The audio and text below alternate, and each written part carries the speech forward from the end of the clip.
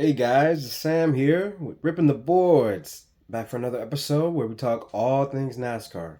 So excited to see you guys again. It's been a few weeks. Got a lot going on. And I'm a little sick right now, so bear with me. But I'm excited to be back.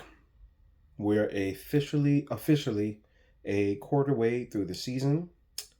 We've had some really good racing. I'd say I think so far we've had better racing this year than we've had last year so far. Um, yeah, it's just this year, just like last year, we've been played with cautions. And not just cautions, we've been played with a lot of caution laps. One thing about NASCAR, they love their cautions and they love running laps under caution for no reason. uh, I will harp on this forever, it seems. Um, Starting in the duels, in the second duel, we had a caution come out 100 yards from the start finish line on the last lap, where it affected the finish. Way to go, NASCAR! Way to continue to manipulate racing. In the 500, they did the same thing. Throw a debris caution with about 35 to go in your biggest race. We were looking as a fan base for what was the reason for the caution. They never showed it. They never said why. They just said debris. And we're like, oh, it's one of those cautions, right? Yeah. It's really sad when you have a fan base who's just, you know, so used to your nonsense that they're just like, okay. Yeah. Like they don't even fight you on it anymore. They just know it's coming. But yeah, that after that caution in that race, the rest evolved into chaos. We had, I believe, three really large wrecks after that. So way to go, NASCAR. And then we had the same thing the week after at Atlanta. Last lap. In turns 3 and 4, caution. Like who won the race, of course, is Seabell. I love how the race unfolded. But then we get down to the end in NASCAR, they just couldn't help themselves, Like, we gotta get a caution. We gotta get a caution. Ah, boy. Coda, though, we didn't have any of that. That was the best pure race so far up that stretch, up to that point. Um, we had long runs. We had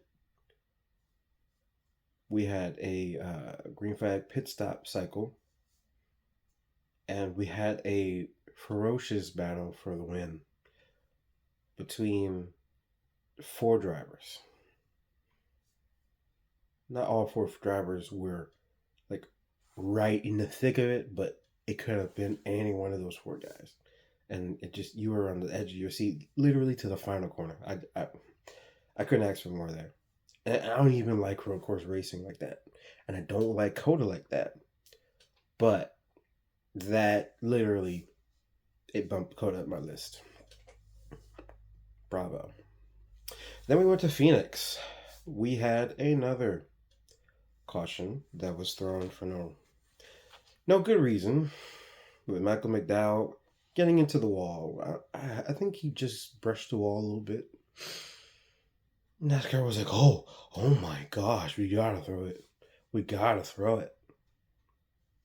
Yeah, sure. No, you didn't need to throw that. Because he was fine. He was able to continue on. He didn't have that much damage. Matter of fact, I don't even think he had a tire down or anything like that. He was able to drive it around pit road just fine. You know.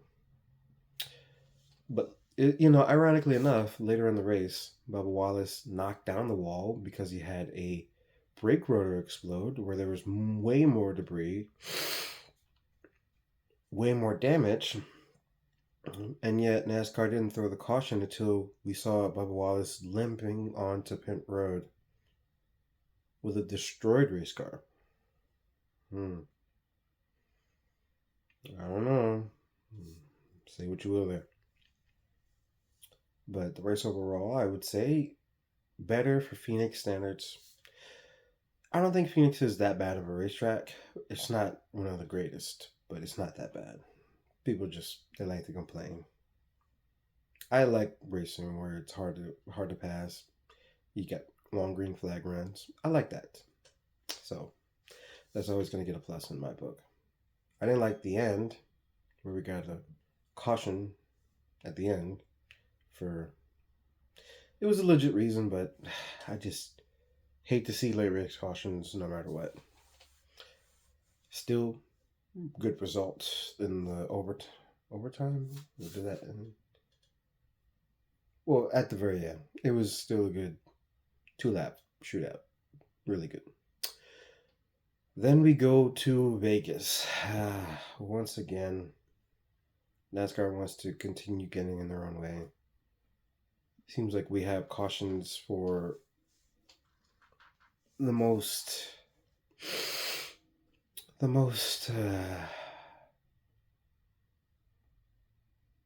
random things. Like we get cautions for tires, we get cautions for lug nuts, like we did, a few weeks later. I'll talk about that. We've had cautions for weather, for you know, for animals crossing the track. We've had many cautions. It just never ends. And then once you get under caution, we run a million pace laps. And then people wonder why we have. It seems like, oh, NASCAR races and they run forever. Look at how much dead time we have. That'll tell you. That'll give you your answer. That will definitely give you your answer. It's bad enough that we already have 2 built-in cautions. I don't agree with the stage cautions. I never will. They're never gonna sit well with me. I'm okay with stage racing. I don't like it. I'm okay with it. But to stop the race, basically, so you can have another restart, it's never going to sit well with me. It's never going to sit well with a lot of real fans. So, yeah. Glad Josh Berry got the win. I'm glad that the Wood Brothers got the win. That's a really good story. That's something I can get behind. NASCAR, not so much. It's really hard to continue to love a sport that continue getting in its own way. It seems like NASCAR doesn't want the sport to grow unless it's on their terms. And if it doesn't happen that way, they're going to keep holding it back and keep holding it back. So we're going to have a fairly decent product, but not nearly up to the potential where it could be. Yeah. But let's keep moving forward. 6th race of the season, we went to Homestead. And I must say, that's my favorite race of the season so far. It was beautiful. Multi-lane racing. I love Homestead anyway. You're going to always have multi-lanes. Any track with progressive banking, they seem to age a lot better than other tracks. And Homestead, Kansas, they are right at the top of the list of the best tracks in NASCAR. And Bristol is also up there. But yeah, it was the best race of the season. We had long green flag runs. We had a lot of passing, a lot of people, a lot of comers and goers. And we had a fierce battle for the lead and for the win all the way up until the last couple laps. Yes, Kyle Larson got by Alex Bowman with a few laps to go, but he didn't just run away with it. It was one slip up, and Alex Bowman could have been right back on his tail. So, bravo! That was a well executed race, beautiful race, beautiful all the way through. I enjoyed it so much. Then we went to Martinsville. It was basically the same thing. But I must say, once again, a million cautions. We had 10 cautions for a 400 lap race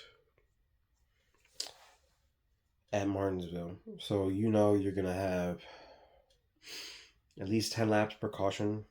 So it seems like about a quarter of the race under caution, where the real appeal of Martinsville is you get long green flag runs to where you get to separate the men from the boys, right? That real short track racing. Yes, you got your bumping and banging, but you like to see the racecraft of these guys getting into the corner, seeing how they can save their tires, and who's holding back, who's pushing it too much. That's how NASCAR is at its best. I think we had a little bit of that, but we didn't have the long run that we really needed. And of course, with stage racing, you're never really gonna get true uh, cycles, multiple cycles. You might get one green flag run with a pit flag, a pit stop cycle. You might get one of those, but it's never going to show you exactly who's got what, like how it was before stage racing. So it's never going to be like how it was before, but it was pretty close. We got a pretty good long run to end the race, and so we got to see some of the fast guys make their way. It got pretty close for second. It got pretty close for second, but DH had the field covered. Um, but it was a really good race in my opinion. It could have been a lot better if we didn't have a million cautions, but sometimes you just gotta take what you can get. Then we ran over to Darlington, and I really enjoyed Darlington. All the way up until the point where we had that caution in stage 2 in the middle of the green flags pit stop cycle. And lo and behold, debris caution, right? They showed us the debris, right? It was the lug nut that had come off of Brad Keselowski's car, up his right rear tire. By the time they threw the caution, Brad Keselowski had already pitted. He was able to make it back to pit road. He was able to change his tire, be back on the racetrack, all in the time that NASCAR saw the lug nut that was well off of the racing surface. Well off the racing surface. The only way that somebody's making it to that part to run over that is if they're avoiding a caution or they are the caution. So there's nowhere near the racing surface.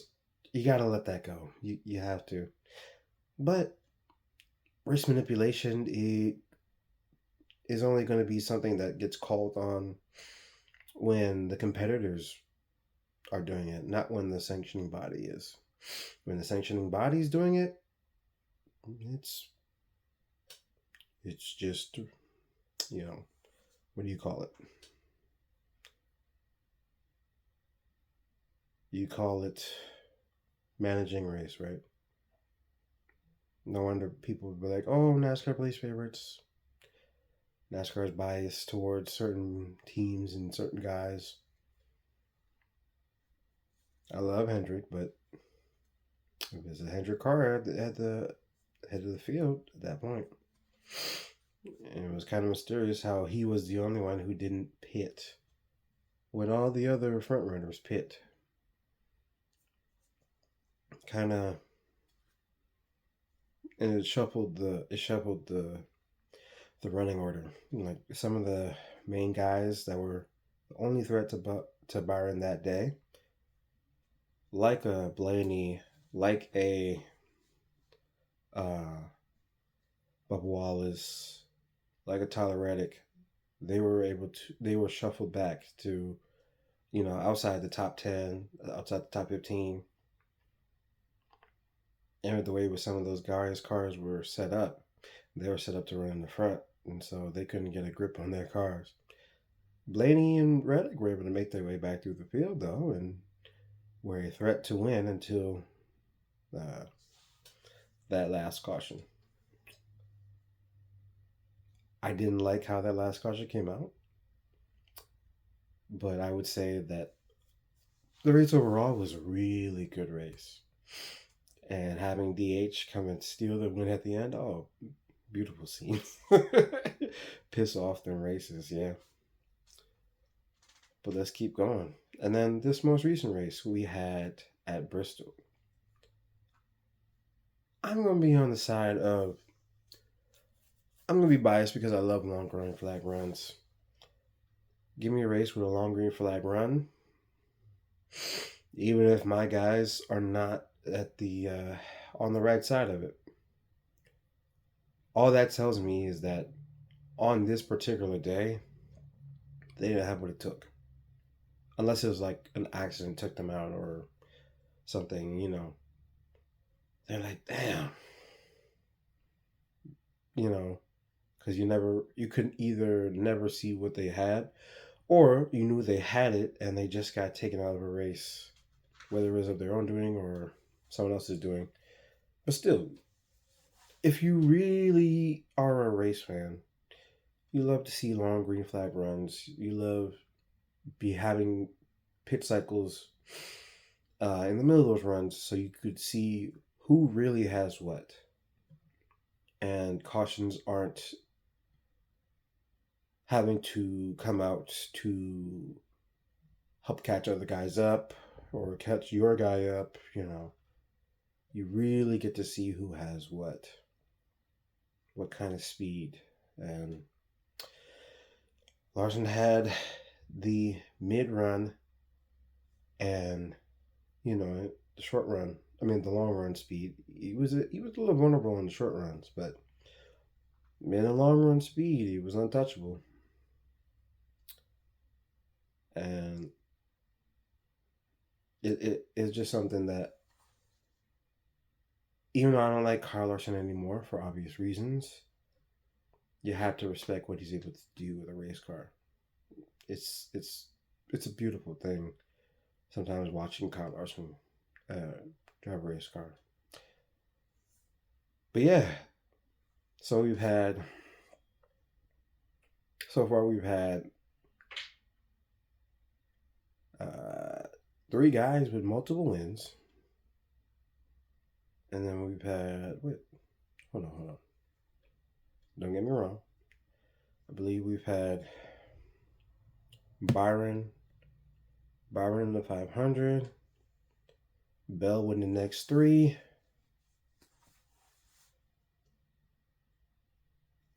Week 5. Oh, yeah. Barry. Hamlin win the next 2. No. Larson, then Hamlin, then Larson again. We've had the cream is starting to rise towards the top again. The next gen, we've been praising, there's all this parity. Look at who's getting all the wins, guys. If it wasn't for the Wood Brothers, and even still, the Wood Brothers is now basically a 4th Penske car. If it wasn't for Barry getting the win for the 1-car team, but it's basically a satellite team, then all the other races have been won by Hendrick and Gibbs. So the big teams have sunk their teeth into this car once again. So, what are we going to do?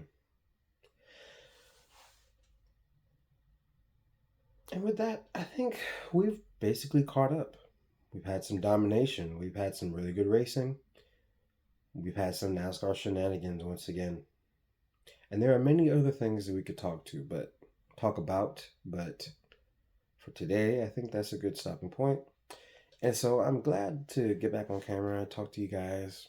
We can talk back and forth in the comments. Let's keep it respectful. And I'll make sure I'm respectful right back to you guys. I'm just excited that we have NASCAR. And even though this is our one off season for the year, we still have the trucks and Xfinity racing. So I'm excited to see back at the Rock for the first time in 12 years. All right. I'll catch up with you guys. You can follow me on Instagram and Twitter at Let's Talk _NASCAR. See you in the next episode. Peace.